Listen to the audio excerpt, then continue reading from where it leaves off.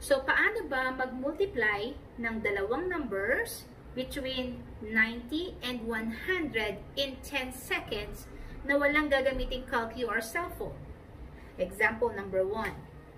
Halimbawa, meron tayong 91 times 97. So, first step, isusubtract natin itong dalawang numbers na to from 100. So, 100 minus 91, ang difference ay 9. And then, 100 minus 97, ang difference ay 3. And then, i-add natin sila. Second step, i-add natin. 9 plus 3 ay 12.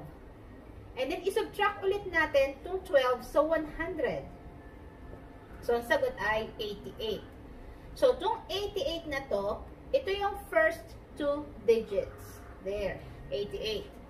And then, susunod natin gagawin, itong 9 na to, tsaka yung 3, sila naman ang imumultiply natin. So, 9 times 3, ang sagot ay 27. So, itong 27, ito yung last two digits. So, therefore, ang sagot ay 8,827. So, ganun lang siya kasimple. Next, example number 2. So, halimbawa, meron tayong 94 times 98. So, again, ang first step, isusubtract natin both numbers from 100. So, 100 minus 94 ay 6. And then, 100 minus 98 ay 2. And then, second step, i-add natin silang dalawa. 6 plus 2 ay 8. Then, isubtract ulit natin yon from 100. So, 100 minus 8 ay 92. So, itong 92 ang ating first two digits. And then, after that, next step, yung 6 tsaka yung 2, this time, imumultiply naman natin. So, 6 times 2 ay 12. So, therefore, ang last two digits dito ay 12. So, yung answer natin sa 94 times 98 ay 9,212. Simple, diba? Next, last example.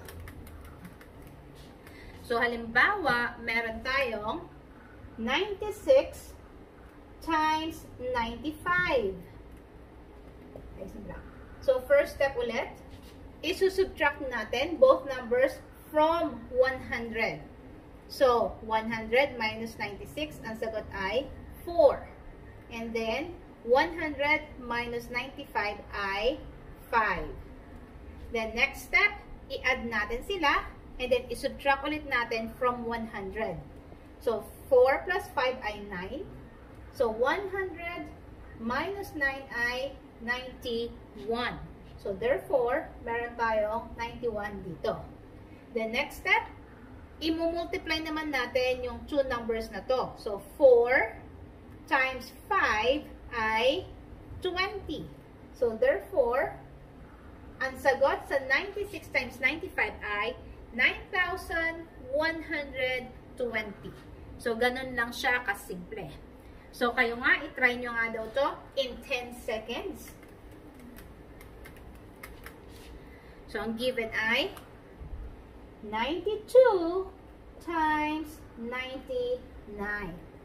Okay, go! So, subtract sila from 100. I-add yung sagot.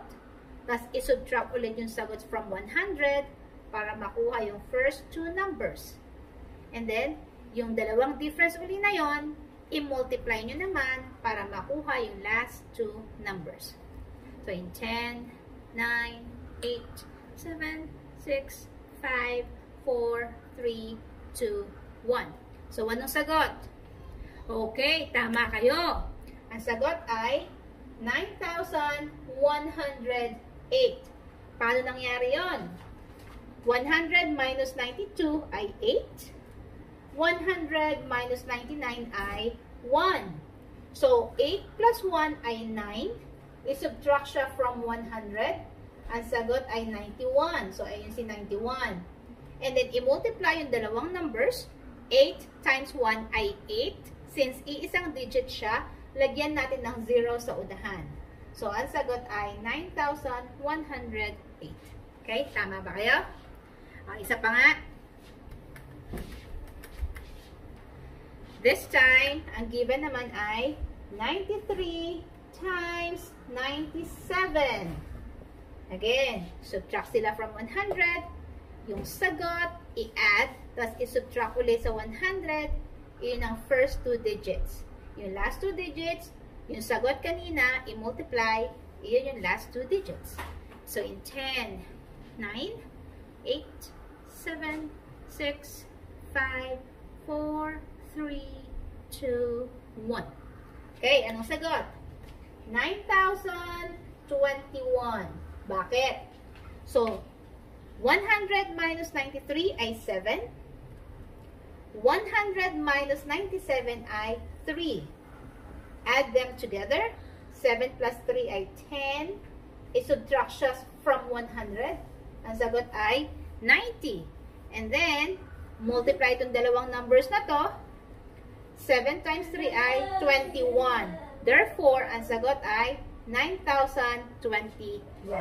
So, ganun lang siya kasimple. Kung nagustuhan nyo itong lesson na to, kung natuto kayo, kindly give me a like and pakishare na rin sa inyong mga friends.